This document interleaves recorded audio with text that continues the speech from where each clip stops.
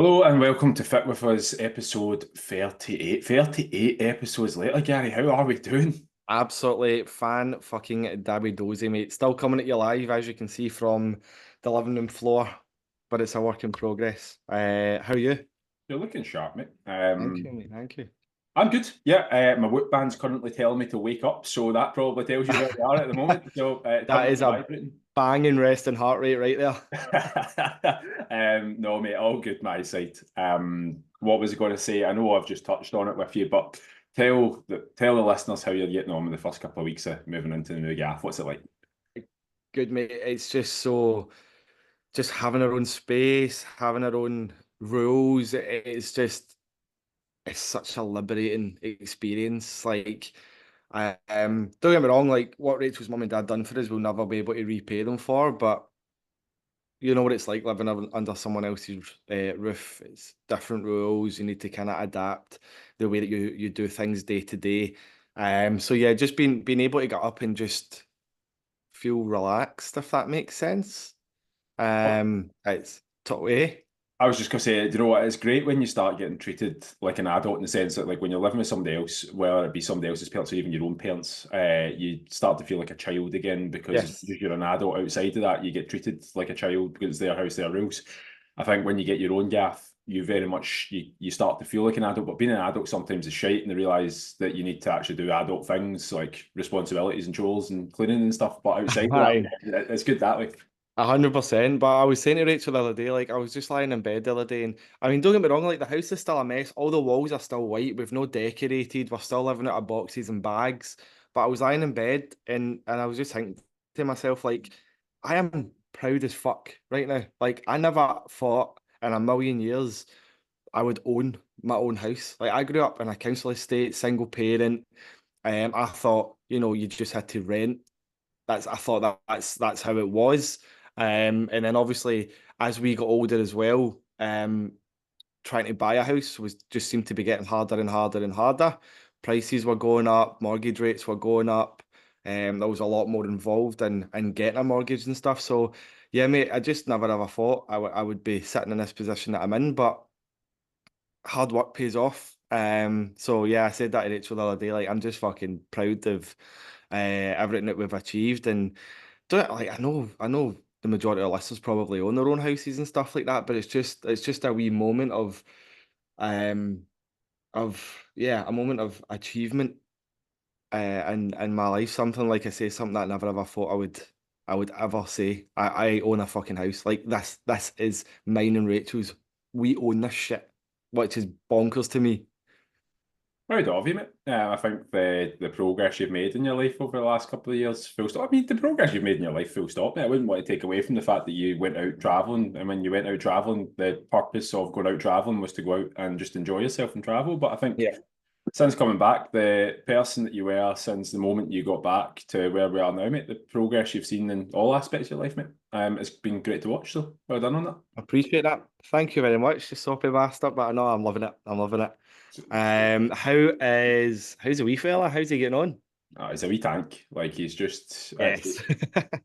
I don't know what it's funny because like I think it's probably said it in an earlier podcast episode, and what we're going to be talking about today is sleep. But I think I always would find lack of sleep the thing that would cause me the most issues. Like in any aspect of life, anytime that I've realised that I'm not getting enough sleep, that's where I'm like, oh, I'm struggling as a human being.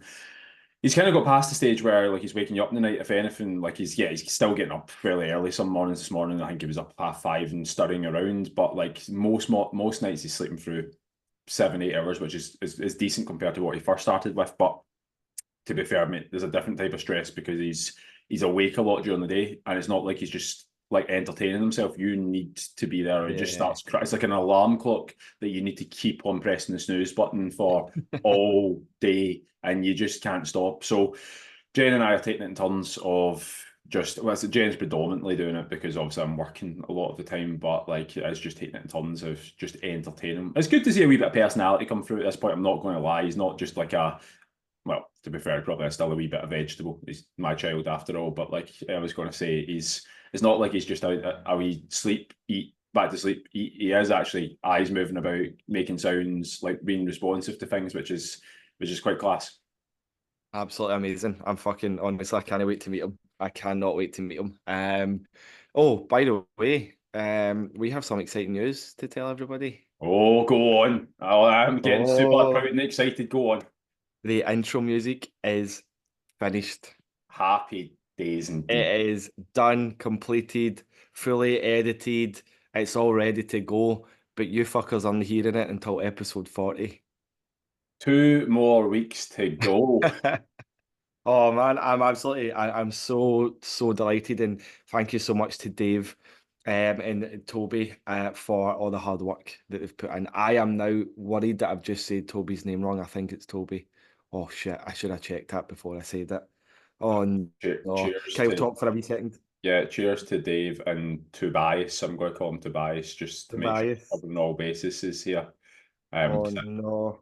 I don't have a clue. Gary's crumbling at the moment. Might have to re-record the intro to the podcast. I know. Oh no, where is it? Oh, he's crumbling. Watch a man die on screen in your ears. It Yeah. was all going so See, well. what I'm actually going to do is show you Bear the new. Uh, Get him in on the podcast whilst I find names. Yeah, Dave, I know you're probably listening. I am so sorry. did you see the CrossFit? The news with CrossFit? Toby. So, No, I didn't. I didn't. uh, day one, event one, swimming event, athlete goes missing, athlete dead. What?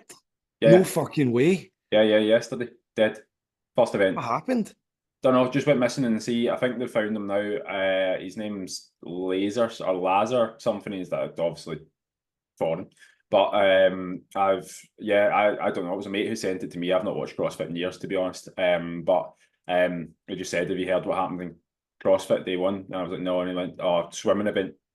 First event, I think it was a run into a swim. Guy just didn't come back out to sea. And then I'd seen an announcement last night that he's been pronounced dead. So I imagine Holy they found him, but fuck. I've no idea if it was a drowning, if it was heart failure. I don't know. I've not looked into it, but like, yeah, madness. I'm assuming the news will come out about what happened to him this week at some point. I would. Oh, is that your phone? Yeah, mate, my mum's calling me. So she's getting declined live in the podcast. She doesn't listen to this Oh, anyway. get her involved. Get her Doesn't involved. doesn't listen to this. Doesn't listen. She's not invited. Moved away from Scotland for a reason. Like, Oh man, that is absolutely mental. Like, surely it must have been some sort of heart failure or something's went wrong because the CrossFitters are, finally. I'm going to take a quote from Waterboy here. Finally tuned athletic machines. Um, but that's heartbreaking, man. And that's yeah. going to affect the rest of the athletes as well because usually CrossFitters are all quite pally, they train together. Obviously, they're competing against each other, so surely that's going to have a massive negative impact on the rest of the field. Well, they cancelled the rest of the day one games. I don't know what's the script for day two. Obviously, America's 5 to 8 hours behind us, wherever it is. I can't remember. I think it's maybe California or something. I don't know. But it's a bit behind us, so I don't know what will happen with today's events. It's a weird one whether they cancel the entire games or not, because obviously it's a bit like the World Cup to a point where the athletes have trained all year for this Yeah. one event. On one hand, I get it's absolutely terrible what's happened, but on the other hand, I'm like, there's a lot of a year of worth of training that's gone into it for a lot of people, and it's like Aye. a hard one to balance. I don't think there's a winning situation out of any of it, to be honest. Oh, that is mental. Olympics, mere controversy. No, nothing to do with gendering or anything like that. Gendering, is that a word? But did you see the carry on with the 5,000 meters with the British runner? Yeah. They were coming round the final bend and they were onto the home straight, and there was a wee clash and like four of them all fell. And one of them was a British runner, and after the event finished, he ran up to a French guy and was like one of the competitors ran up to a French guy and was like squaring up to him, pointing in his face and all that. And it turns out the British runner, guess who his dad is? Go on. Remember Danny Mills, the football player? Oh, I'm pretty sure Danny Mills is a bit of a hothead as well, if I remember right. Nothing like a bit of controversy in the Olympics. I've not Oh watched man, any of it, so like I just keep hearing about all these controversial things that are happening. I am loving it, honestly. I think, see, because I'm now settled in the new place and I'm able to put what I want on the TV. I've just had the Olympics on in the background whilst I'm plodding about doing work and stuff like that. So I keep watching stuff that I would never normally watch, like the 5,000 meters. Yesterday I watched marathon swimming. I would never watch marathon swimming in my fucking life, but I've got it on and I'm like, this is class. So I'm buzzing for the Winter Olympics in 2 years. I'll tell you what, mate. I'll tell you the one point where I watched the Olympics. Jen and I on Sunday, or is it Saturday or something? I can't remember. Sunday, I think. We went out to our dad's had a hip operation, so she's helping him out. But round the corner from just like our local restaurant bar, whatever. We went to go and just grab a slice of pizza. Sitting down, I'm like, conveniently, this is also the time that Celtic kick off new season. I'm like, oh, they'll have a game on. No, mate, fucking swimming on all the You are TVs. joking. I'm like, you are kidding me on. I'm sitting watching swimming, swimming. There's no Rio Hitati. There's no Matt O'Reilly. It's just swimming. Brilliant, man. Living the dream. There was something else that I was going to bring up there, but it's now lost on me. If it comes back to me, I'll just shout at you. Right. Let's dive into sleep. So, today's topic, I feel like I'm presenting a topic on a I whiteboard. know. But what was I going to say? Well, we had a chat, and it was Jen who said to me last week. She was like, "I think you should talk about sleep and the impact it has on people." Obviously, can tell that we're new parents. So I think probably I'm going to ask you just a question that's got nothing. Well, it's got a lot to do with sleep, but nothing to do with sleep. What do you remember being the worst period of sleep that you've had? Holy shit, man. That is a very, very good question. When I first qualified as a PT, when I first qualified, so eight 8 years ago, 9 years ago, for the first 3 months, I never made a penny. Right. And I was working 6 a.m. till 9 p.m. on the gym floor, trying to talk to people, trying to get clients, trying to pull people in, covering classes. And I was doing that 5 days a week at least, and then maybe even a few hours on a Sunday. I think I was doing like 6 hours on a Sunday as well. So I would probably say that was the worst period of sleep that I had. My health deteriorated incredibly quickly as well, to the point where I ended up getting psoriasis, something that I've never had in my entire life. Just the stress, the lack of sleep. I was pretty gaunt, white, psoriasis. The psoriasis was so bad that my scalp was all flaky and so itchy, mate. Oh, see when I broke out in a rash, I thought I've obviously taken an allergic reaction to something, and then when it didn't go away for a week and then 2 weeks, I'm like, I think that's fucking checked out, man. So yeah, that would have been the worst period of sleep in my life because I've not had anything else that would be would be up there with regards to like stress or stuff that I've not really had anything else that's made me lose sleep essentially other than work. Yeah, Like yeah. I've not had a child. Um Bear's the laziest bastard and dog in the world, so there's no chance of me losing out and sleep with him. I'm assuming yours is probably going to be since Finn was here. Yeah, I say chronically, like the longest period of time that I've gone with like just having broken sleep. I think outside of that, the only other times were a bit like yourself, mate, working tons of hours. But actually, probably the worst one was working for like, oh, fuck it, the Hilton when I worked there, and it was just have to get up at 4:40 a.m. to get the 5:20, or sorry, the 5:10 bus to be in for 5:30. I think it was just the thoughts of it, mate. It's like just trying to sleep at 9:30 when you're not used to sleeping until like 11:30 or midnight. I end up getting in my head going, oh, I've got 8 hours, I've got 7 hours, I've got 6 hours, I've got 5 hours, I've got four Yep. hours. And before you know it, you're at 4 hours and you're like, is there any point in me going to sleep? And then I'd work myself into a tizzy and I'd be like, I'd only do maybe one or two of them a week, but then it ruined my entire week. And I've probably done that for about, don't know, I worked for the Hilton for about 5 years, but probably a year of doing that. And yeah, I'd say that was probably the time.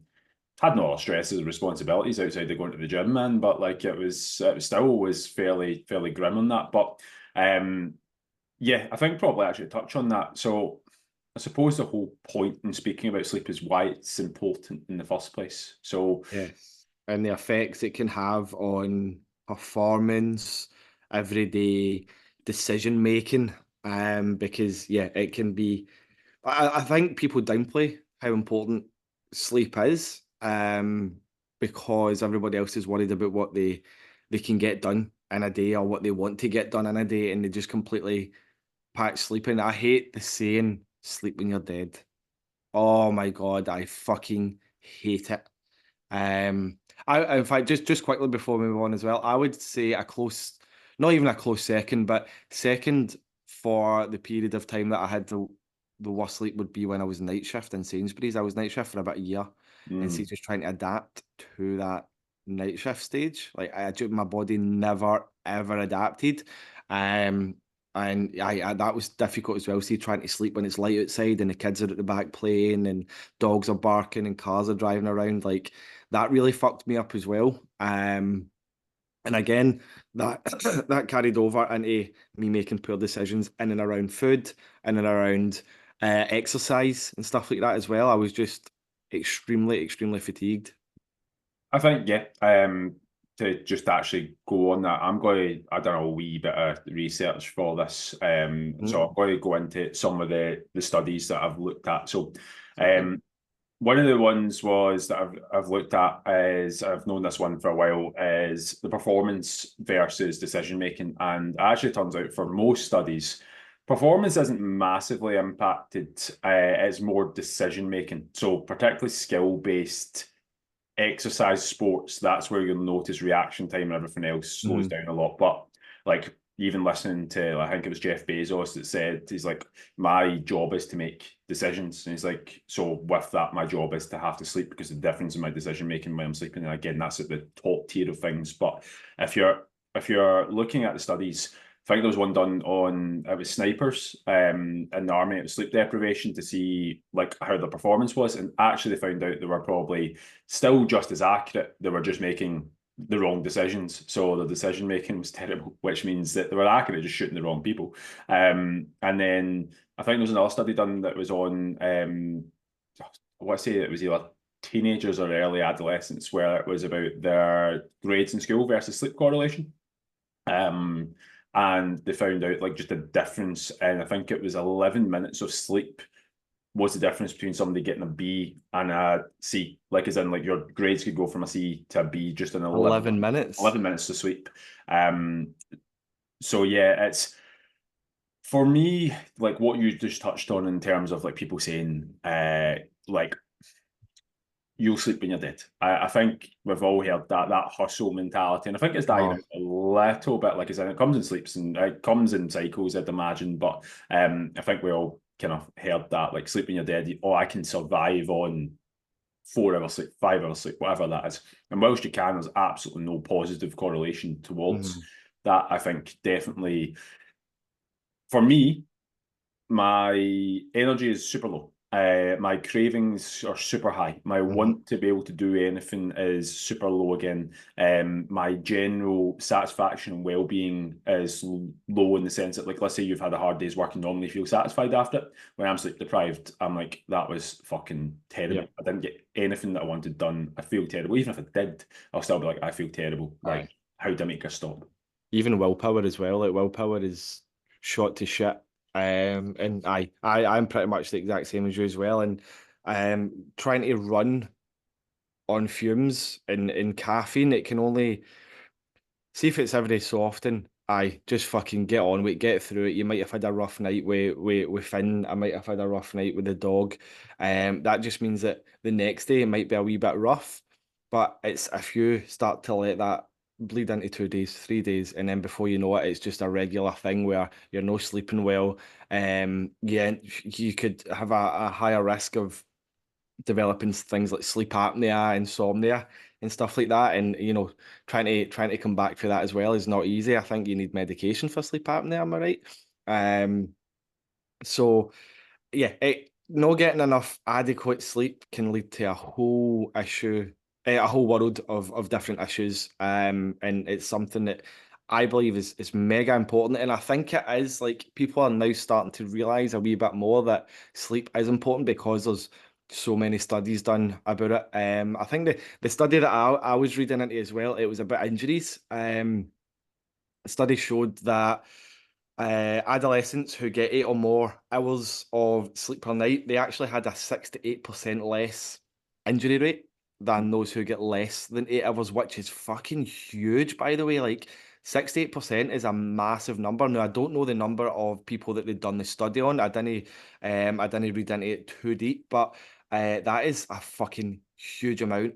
Can I Like just, sorry, mate, are you saying 6 to 8 or 60, 6 to 8? Yeah, 60. 68, I thought, almost I thought it was 70. 6 to 8. I was like, is it 6 to 8 or No, 6 to 8? almost 70% had less injury rate than those who get 8 hours of sleep, or sorry, less than 8 hours of sleep, which is absolutely mental. Apparently, again, don't know how true it is, but apparently, like LeBron James, if you don't know who LeBron James is, quick Google search will tell you who that is, one of the best basketball players in the world. He sleeps minimum 8 to 10 hours a night, and he's performing at an extremely high level for quite a lot of the year. The basketball season, I'm not sure how long it goes on for, how many months, but they play something like 82 games in a regular season, and then it goes into the playoffs.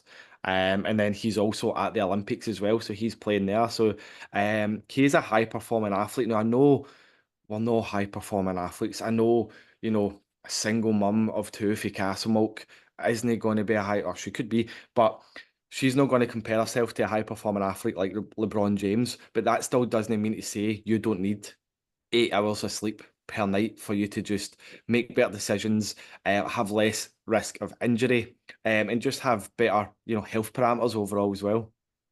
I agree on there. Actually, you kind of already covered it. I was just about to say is like a lot of the time, I think one of the toxic like things about today is the information that we have and it's pumped out constantly. And we need to be careful not to. It's like nobody can tell you exactly how much sleep that you need. And there is science to say that I think the optimum for most people is I think it's like 7 hours and 18 minutes or something Mhm. like that. That's why they tell you to go for 8 hours sleep so that you guarantee the 7 hours and 18. But like it will range from like your stress levels can affect how much sleep you need, your strain on your body, how much you do. So LeBron James is naturally going to need more sleep because of the activity and expenditure that he does. Plus, also he's competing at a very high level. However, I think what will make a massive difference to most people is just actually actively increasing there's two things: sleep quality and sleep quantity. And whilst you absolutely, if you have 1 hour sleep a night, it doesn't matter the sleep quality of it, you're still going to feel absolutely shattered. But like, let's be fair, if you're at the moment getting 5.5 hours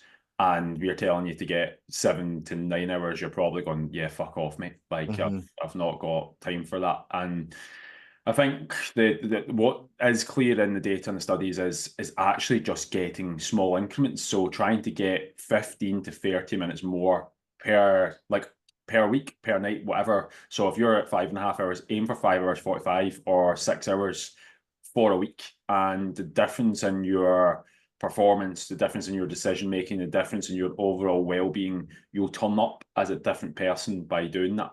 Does that make sense?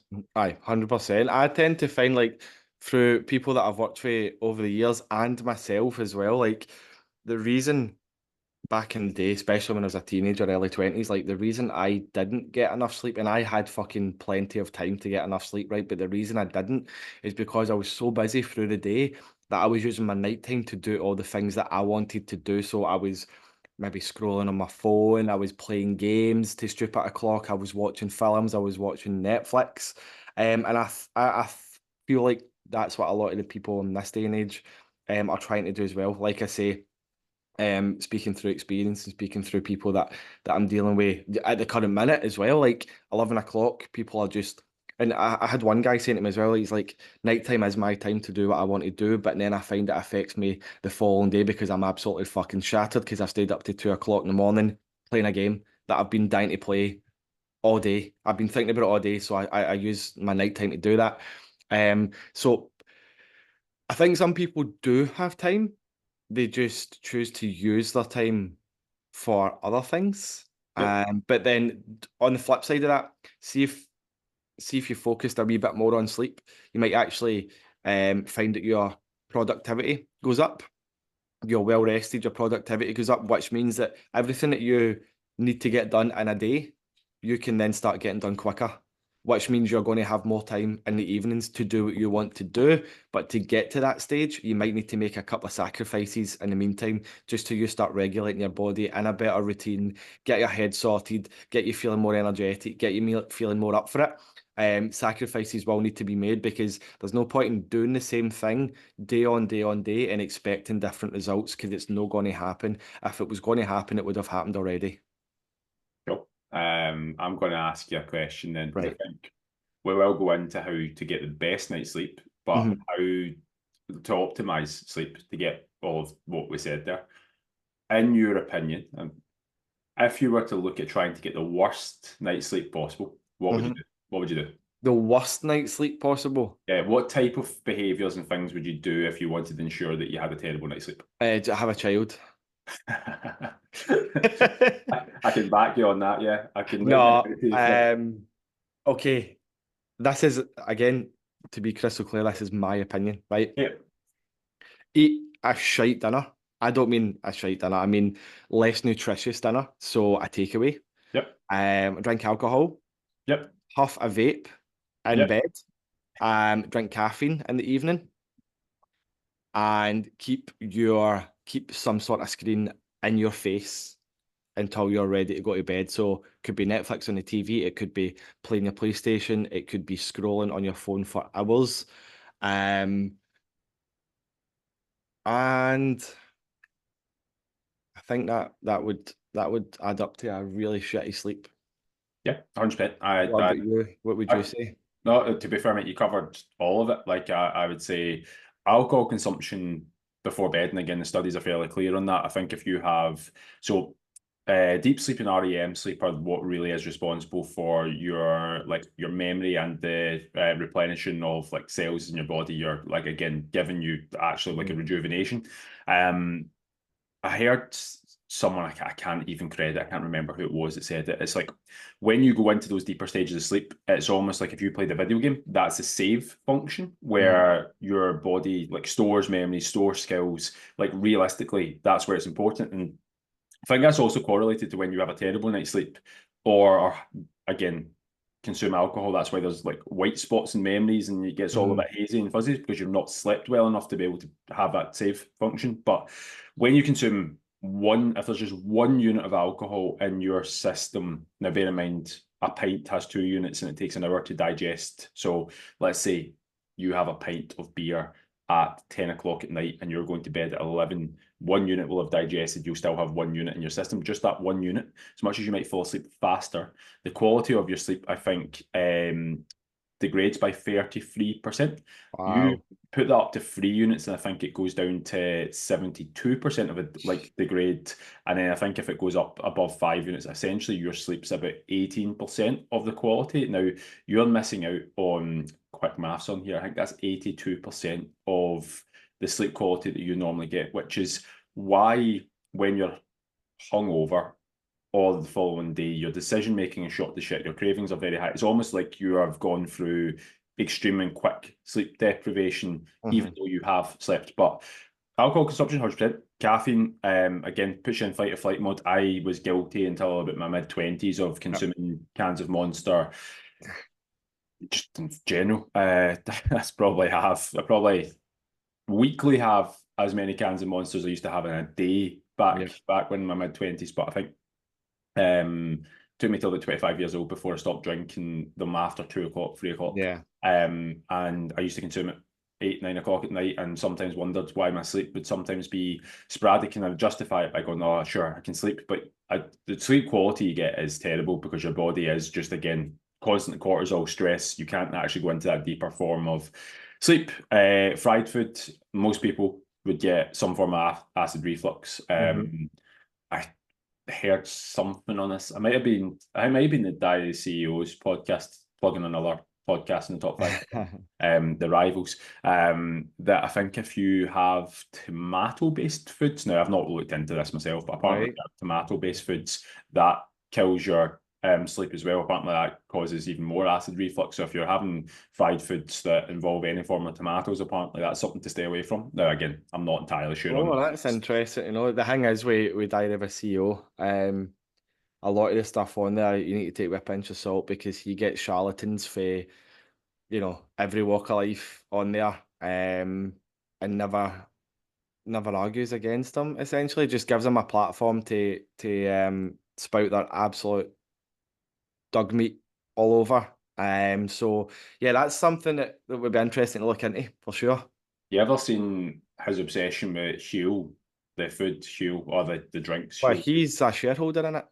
Man, those adverts come up on my Instagram sometimes, and see the people that do the adverts. I just want to punch them in the Aye. face. It's like, oh, how much do you spend on lunch? And they're all going, oh, I Oh spend no. 9 to 12 quid. I spend 20 quid, whatever. And like, oh, what if I gave you this shake for 3 quid a day? I'm like, it's because you're drinking, mate. There's not a knife and fork required. There's no chewing required. You're not Aye. eating anything. Like, don't care what you say. You're not Aye. replenishing my lunch with like fucking yogurt, mate. Like. I think he's like very high up in that company, which is why he's pushing it so much. He did sponsor what do you call the guy that ran the length of Africa? Hardest geezer. Oh, oh, sorry, I did see. I don't know who. I do know who you're talking about, but I don't know his name. Hardest geezer. I sponsored him, reached it to him when it was quite early on in his run and reached it to him. So sorry, reached it to him quite early on in his run and sponsored him. So now it's obviously plastered all over his Instagram and stuff as well. Please don't swap your meals for a juice. Please don't. Please eat food. Yeah, no matter how cheap it. Well, I'm saying that it's probably better than starving. Now I'm going to throw that out there, but at the same time, I don't want to be endorsing Shield that like just in general. Albeit I'll put my hands up and say I have never tried it, and there probably is evidence. There is evidence to say that we don't actually need to eat the frequency we do. But however, we're no longer back in the jungle or the wild where we need to hunt animals and you're not sure when your next meal's coming. Like you can get a fairly cost-effective meal in Tesco. Aye. Please just stick with Right. Beans and rice. that. That'll give you a good wee bit of nutrition and fibre and protein. Just don't eat it too close to bed because beans are tomato based at the moment. We're not entirely sure what to go to with that. So That rumor is yet to be confirmed by Gary and Kyle, and if Gary and Kyle haven't confirmed it, then don't fucking believe it. yeah, I don't care what Stephen Bartlett says. Fuck him. We're coming for you, Stephen. That's gonna be We've got intro music now. We're fucking coming for you. imagine that, mate. That'll be clipped in about 5 years' time when we're absolutely balling. Brilliant. Shit, we took a wee bit of a left turn there. So I just want to touch quickly on what you were saying about, your memory and stuff like that when you don't get good quality sleep and you get the kind of wee white spots and patchy memories and stuff like that. Like that's another thing that is mega important about getting good quality sleep. Now, I know you might not have time to get 7, 8, 9 hours of sleep a night, but focusing on getting better quality sleep might be what you want to be focusing on in the future because for your just cognitive function and memory, like it makes such a difference. And obviously it's proven by the study that you were talking about with people with their exam results, like 11 minutes of better quality sleep could have been the difference between a C and a B, which to me is fucking mind-boggling. But proof is in the pudding right there of why better quality sleep is so important. I I've done this myself before when I've studied something, let's say late on at night or whatever, or kind of tea time, and I've woken up the next day after a shit sleep and remembered nothing about what I read.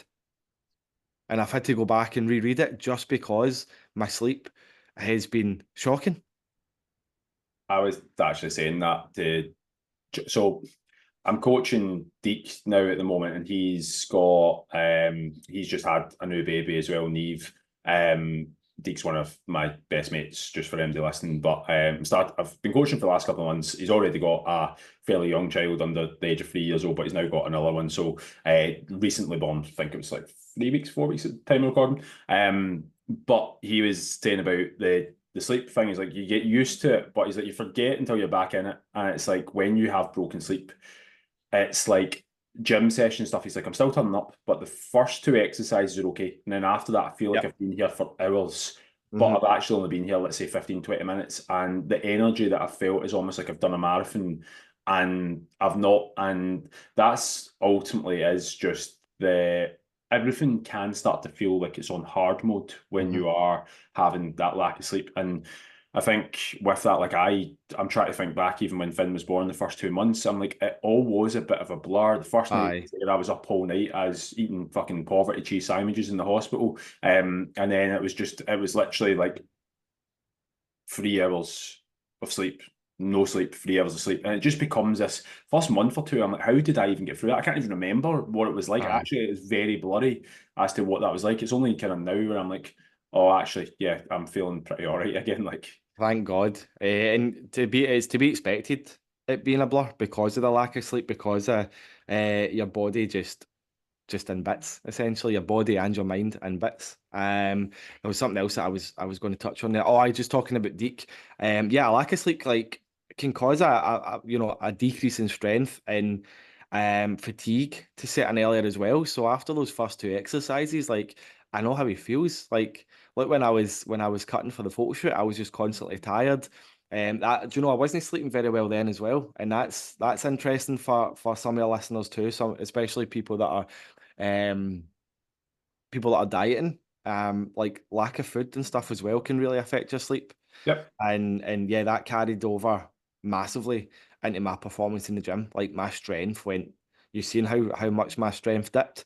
And yeah, after two exercises, I'm like, right, it's time to wrap it up here. Even though I had another 4 or 5 still to go, but yeah, it carries over into every aspect of your life, and it is mega important. But like I say, I think people just kind of downplay it a lot. Again, that whole sleep when you're dead mentality, that whole work hard and kind of relax later sort of stuff as well is just it's no good. It's no healthy. It's not the way to look at things. It's not the way to go, in my opinion.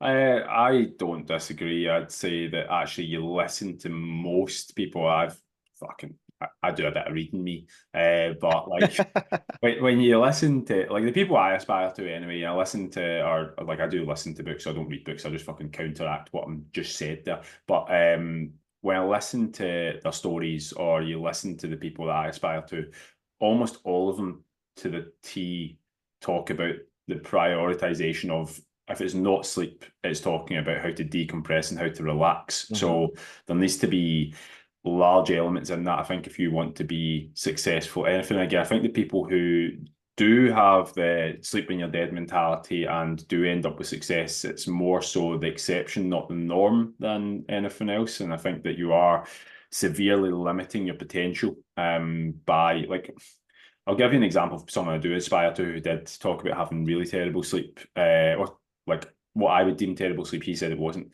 So Alex Ferguson read his book on leadership, and he was Mhm. like, "I have between 4 and 5 hours sleep a night, and that's enough for me." And I'm like, I run this, run that, and do this. He did talk about a lot of his time having time off, looking at his horses, having time away and decompressing. But when he talked about sleep, he was like, I don't need that. But then I would probably argue that Sir Alex Ferguson, the way he was built, was going to be successful no matter what. That was probably an Clyde argument. built, wasn't he? It was Clyde built. I would say there's an argument to say that, like, if he had even more sleep, that he might have won more Champions Leagues. Just thrown out there. Really?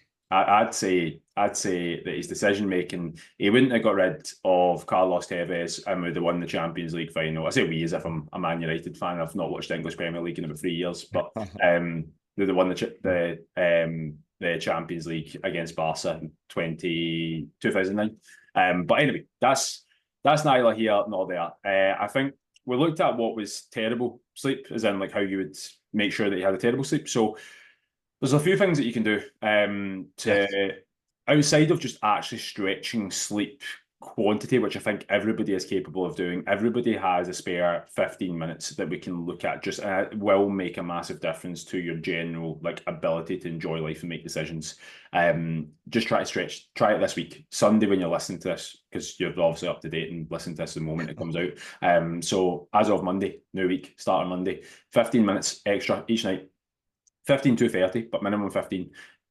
Come back to us and actually let us know after the week how you feel with it. But outside of actually stretching sleep quantity, there are a few things you can do to maximize sleep quality. So the first one I would say is just as I said before, limit caffeine at 2 o'clock in the day. Yep. I say 2 o'clock just as a general because most people follow this kind of wake cycle of waking up somewhere between 6 and 9 in the morning and probably go to bed somewhere between 9 and 12 at night. I would say cutting off caffeine around 2 o'clock for that will help. What a difference that's made for me as well. Like, Yeah. honestly, cutting off caffeine at 2 is an absolute.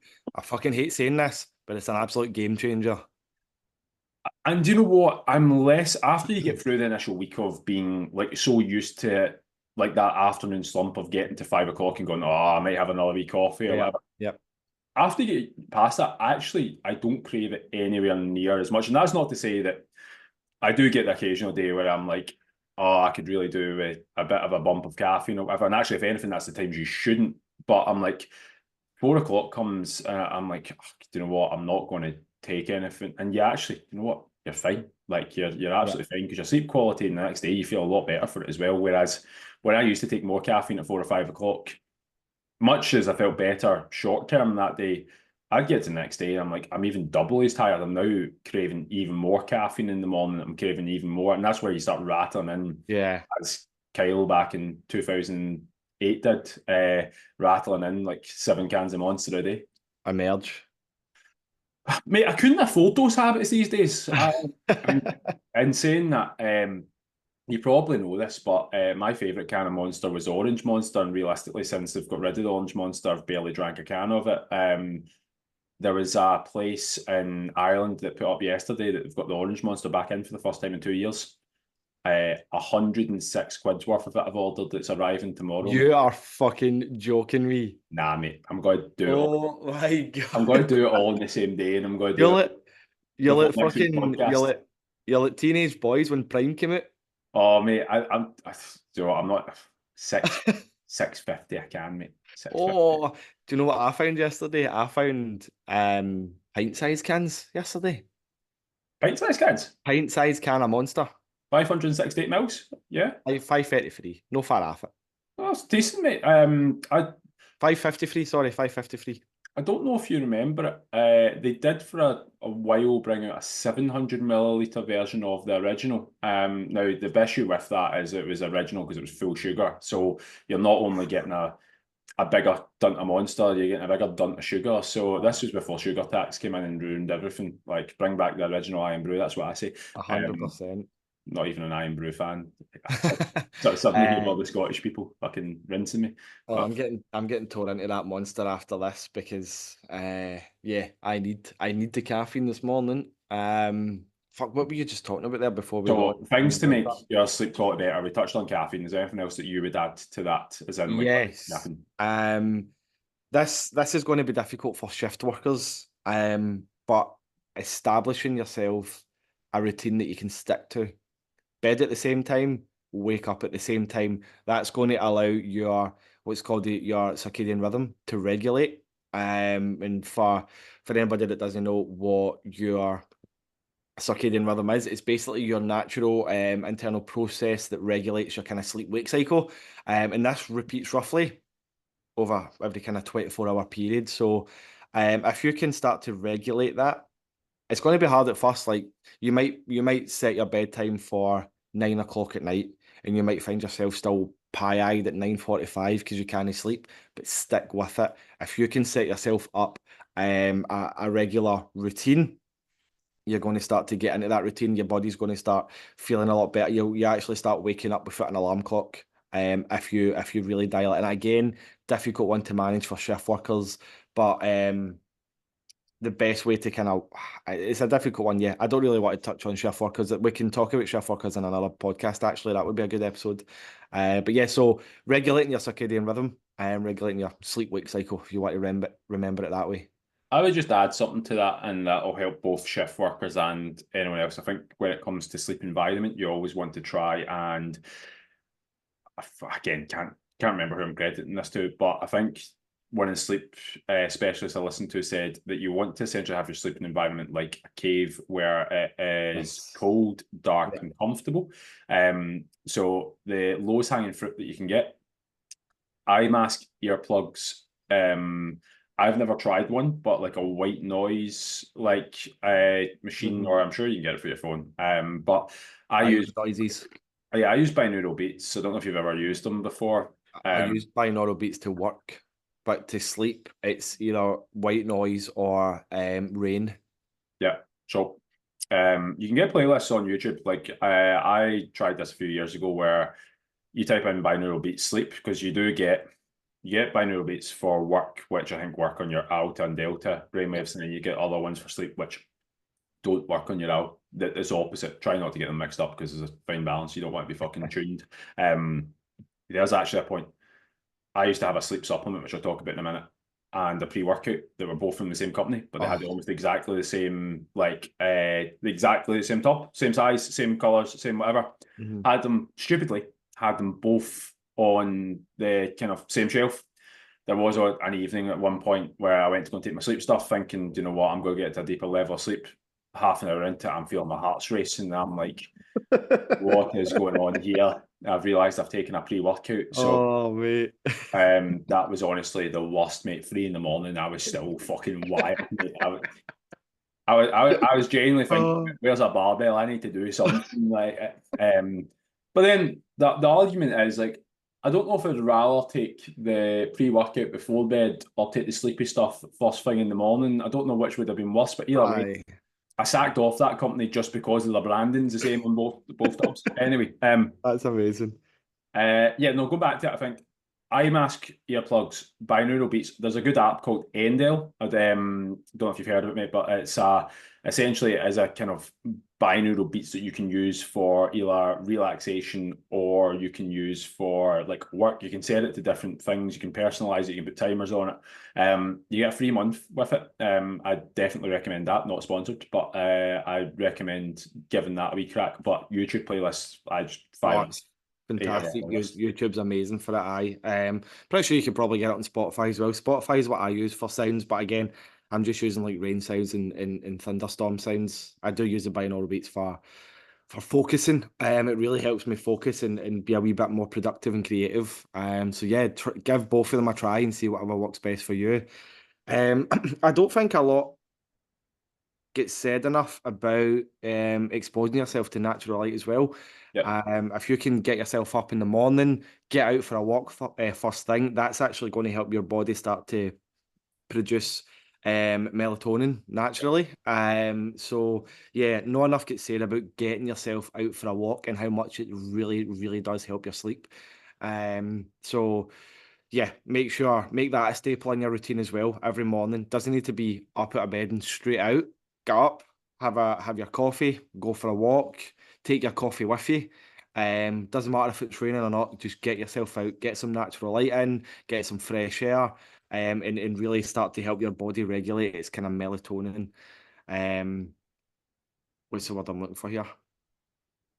Um, Regulate your melatonin. I thought that was a finished That sentence. aye, right. Yeah. We can put a full stop right after that.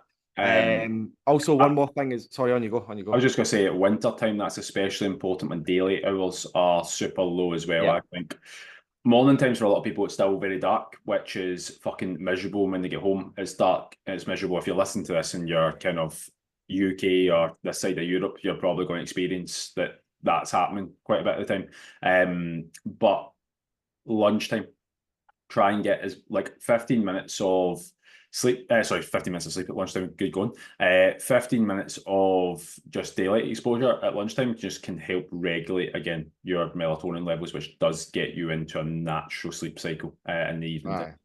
Regulate is the word I was looking for. So yeah, you're welcome. Thank you. Also, limit blue light exposure as well. Get off your fucking phone in the evening. Stop scrolling. I I know this is whatever, and I'm aware that about 90% of people do this, and I'm probably a weird exception to this.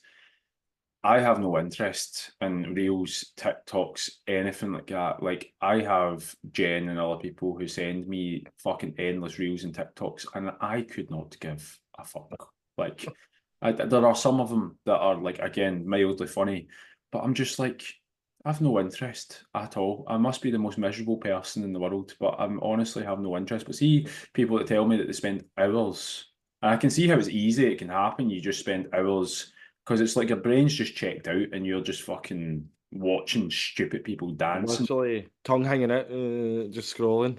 I, I am like, and then you're complaining that you're tired. Like I often do feel that the people who tell me they've never got time are always the ones who've seen everything on Netflix, have seen every fucking TV program going, and they can tell you every TikTok that's going about. And I'm like, Yeah, no, sort your shit.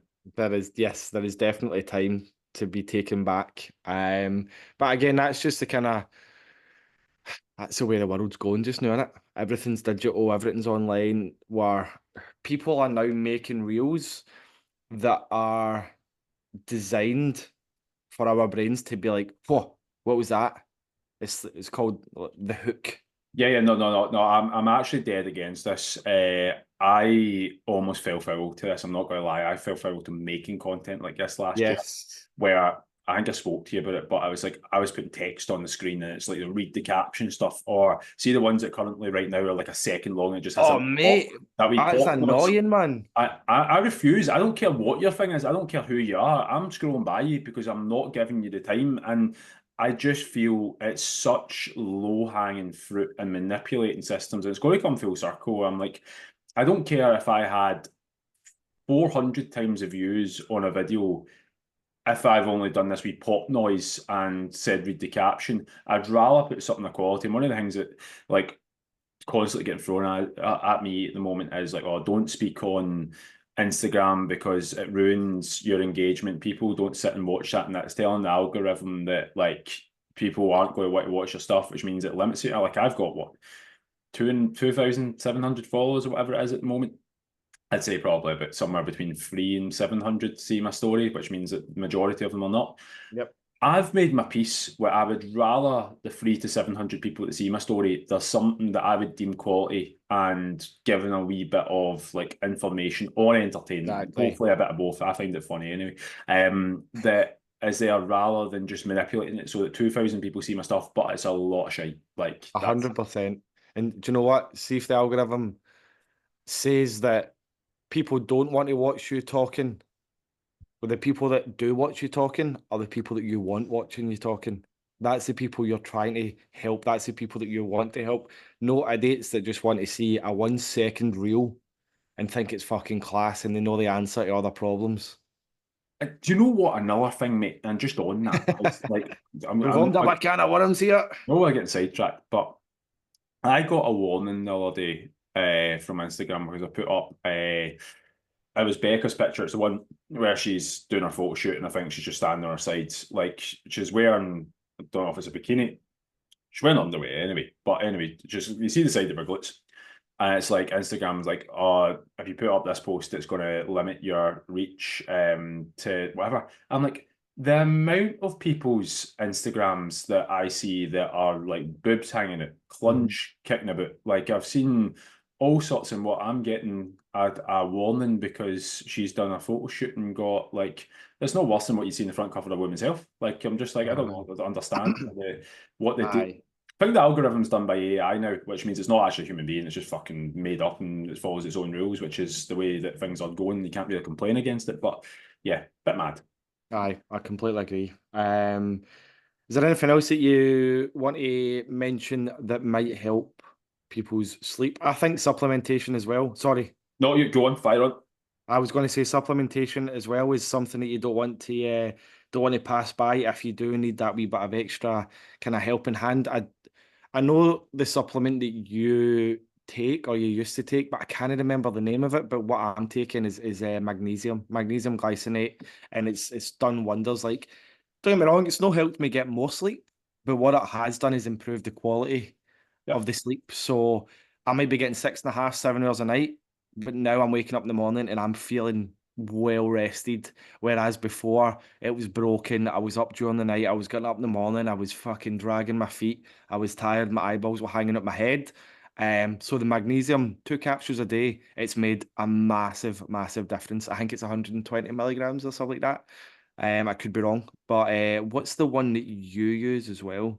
I mean, I've taken a few. I've used the best one I've used ever was Redcon's Fade Out, which was really good. Right. But then I use Support Neural Max PM, which is also good. It tastes like absolute arse. Not that I'm an arse connoisseur, but I'd imagine it tastes like what arse tastes like. And then there was a Ronnie Coleman one back in the day that I have never had anything as good as this in terms of like you could sleep for 3 hours and it made you feel like you had nine. I have no Excellent. idea what was in it, but it's banned now, so there must have been some really good stuff in it. But all the good stuff's banned these days. So realistically, though, I do agree with Gary. I think to strip it back to basics, ZMA, zinc and magnesium, they work together, and they'll Yeah. give you a much better quality of sleep. I prefer mine genuinely in liquid form simply because I feel that it digests better, and I get my body personally feels like it's better on it. Mhm. But whatever way you can get it, and it's fairly cheap as well. You don't need to spend a Yeah. fortune on it. ZMA, take it half an hour to an hour before you go to bed, your quality of sleep will be far higher. There are other things you could supplement. You like realistically, I'm just going to tell you. I'm not saying because some places this could be illegal. If you're listening in Ireland, it's not illegal in the UK. But melatonin itself, you can buy. You can use that. Typically, it's the hormone that normally you produce that produces sleep. You Why can is it illegal? I don't actually know. I've looked at studies and I can't find anything that is like, there's nothing that says that it has any long-term effects in terms Okay. of negative effects. My only assumption would be, like any drug, if you become reliant on it, and I'd imagine if it is a natural hormone that your body makes, if you're putting a synthetic version in for a long and prolonged period of time and you come off it, you might find that you struggle to get to sleep and it makes the problem worse. It's the only Ah. thing I can think of. But for me, short-term use, if I'm ever going for a period of insomnia, I have a friend who has melatonin in their house. It's not me that has melatonin for anybody listening in Ireland, but that I would know where to source melatonin, and if I had a friend who was struggling with going to sleep, that friend would possibly take about an hour before going to bed, and it does help regulate it. It was originally designed in tablet form to help anybody who dealt with jet lag or shift workers. This might be good for you. Taking it on the first night where you're going for a new sleep cycle, it will get you to that deeper quality sleep far quicker. So that again, it helps you regulate. It's only designed on its when it was originally put out, it's only designed to be used for 3 to 5 days max to get you into your new sleep cycle, and then you should come off it.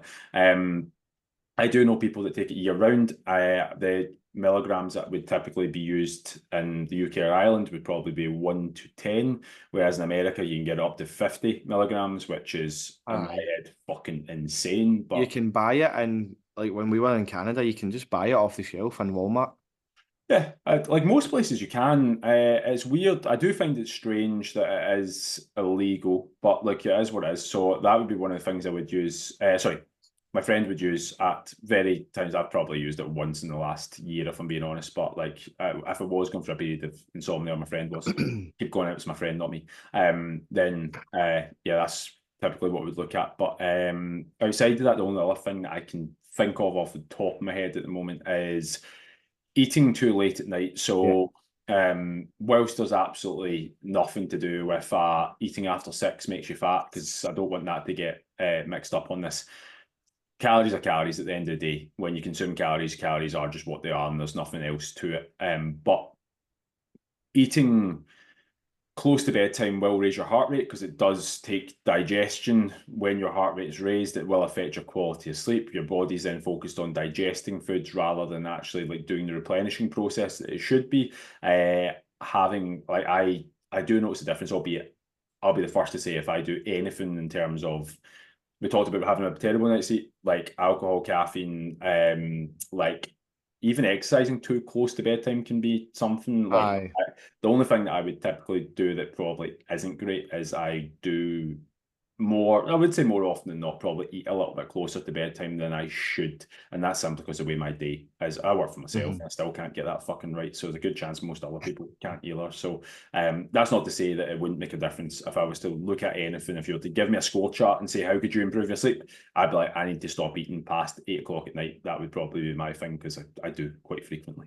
Yeah, but again, to be crystal clear, It's not because eating after 8 o'clock at night is going to turn into fat. It is just purely personal preference because it's going to help Kyle sleep a wee bit better. I was going to say the fat fairies have been kind to me because I've not put in too much fat since eating after 8 o'clock. Sorry. Oh, speaking of that, man, I finally got back to training yesterday as well. First time in 8 weeks. 8 weeks, mate. How's the DOMs today? Fucking titties are sore.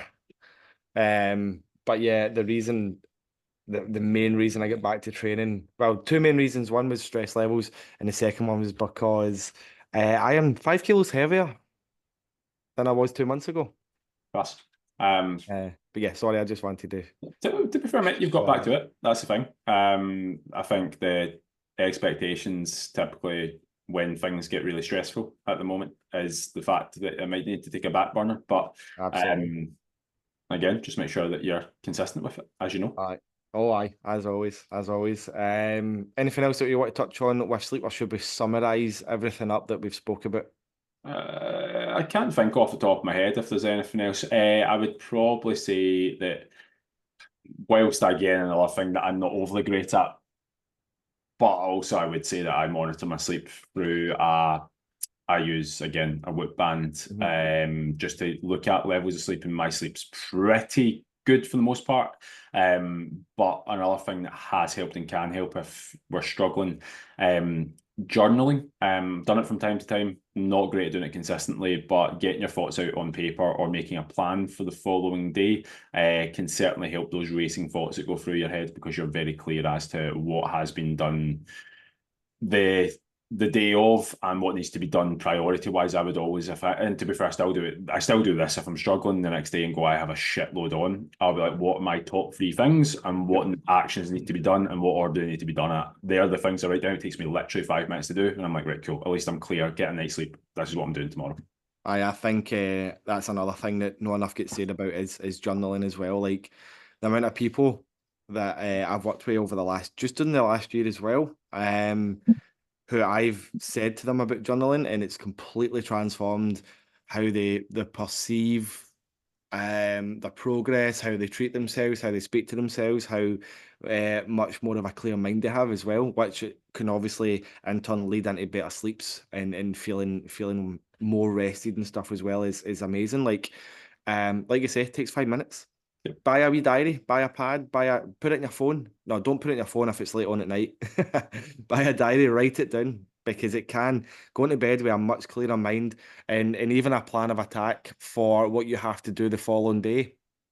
It can be again another game changer. I'm the same as you. I keep a diary, a page, as a day a page diary, and I write everything down that I need to do over the course of the week. I prioritize what I need to, and tasks that aren't as important, they'll kind of go towards the bottom of the list. But everything for me is down on paper, so I don't wake up in the morning.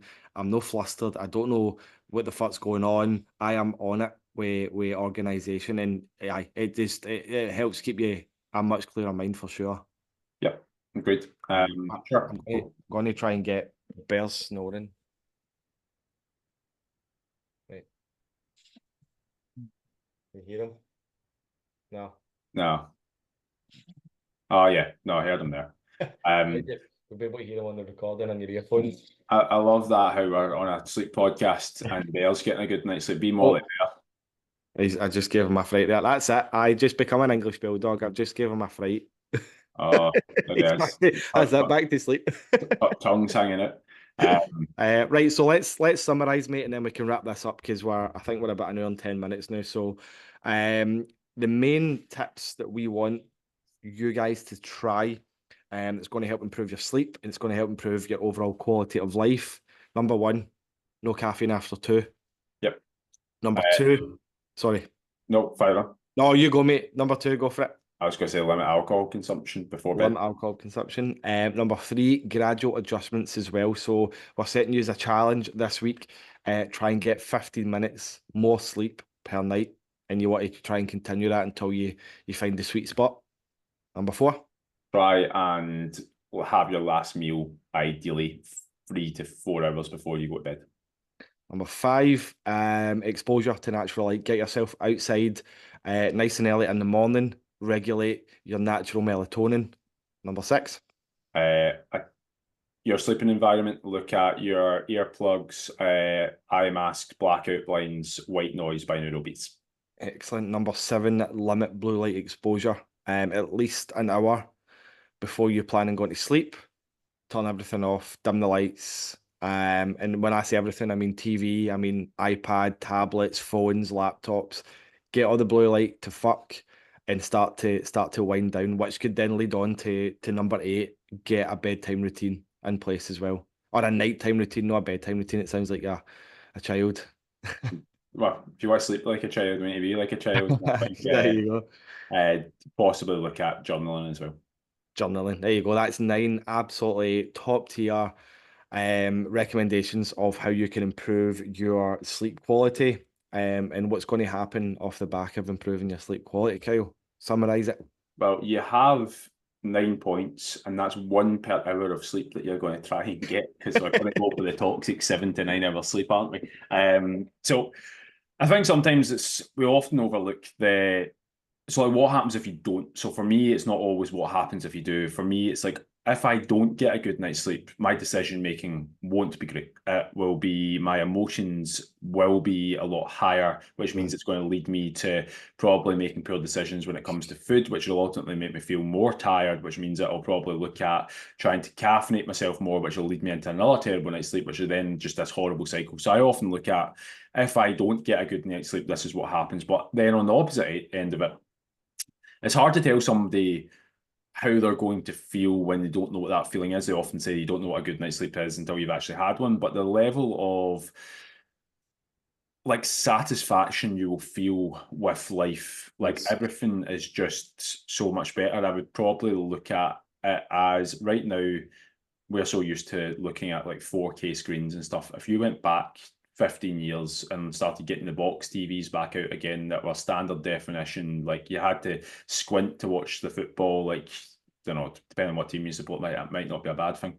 At least you're actually getting to see it rather than swimming, just throwing that out there. But anyway, it's almost like going from that back to 4K or HD. Again, the difference is massive. So you want to make sure that, like, where possible, it doesn't need to be you going from 5 hours sleep to 9 hours sleep. It just needs to be increasing by 15 to 30 minutes. And that's the big task this week, is aim to get 15 to 30 minutes more per night. Aye, and I can guarantee you your productivity will be up, stress levels will be down, willpower will probably be up, cravings probably be down.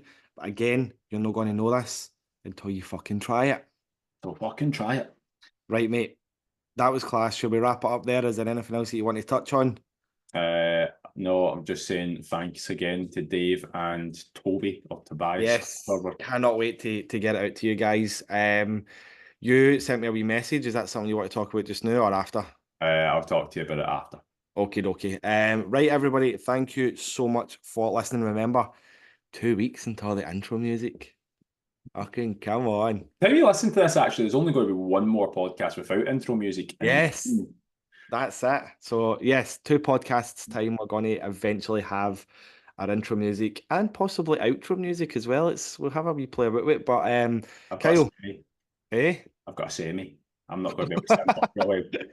Kyle, where can they find you and your semi? Only fans. Kyle_biofitness1. I was going to say at hotmail.com, just at Instagram. Kyle_biofitness1 Instagram. Excellent. Where can they find you, Gary? At GMAC_health and fitness on Instagram. And as always, as well, like if you're watching on YouTube, don't forget you can listen on Spotify, and vice versa. If you're listening on Spotify, you can get us on YouTube. But the video's on Spotify too, so that was completely pointless plug. I'm going to plug something else here. If you are in Ireland or Dundalk, we have a run club. Shannon started a run club that's on Saturdays. Yes. You're absolutely more than welcome to come along. Just drop us a message or Shannon a message on Instagram. You're welcome to come, bring a mate, whatever. It's a 5K. It is anything between, like, if you want to go for performance, you can go for that. If you've never ran before and you want to walk, you can go for it. Sure, Jen and Finn walk in the pram. We've got people who walk and jog it. We've got whatever. There are coffee, and Shannon does, well, she did anyway last week, make some buns after it. I'll I thought they were all right. We can grade them out of 10 if you come along, but Yeah, I don't have anything as exciting as that to plug, unfortunately, but that is absolutely class. If you're in Dundalk or close by, get yourself over to the running club, just for the bants. But yeah, thank you everybody for listening, and we'll see you all next week. next week, trips. See you. Bye.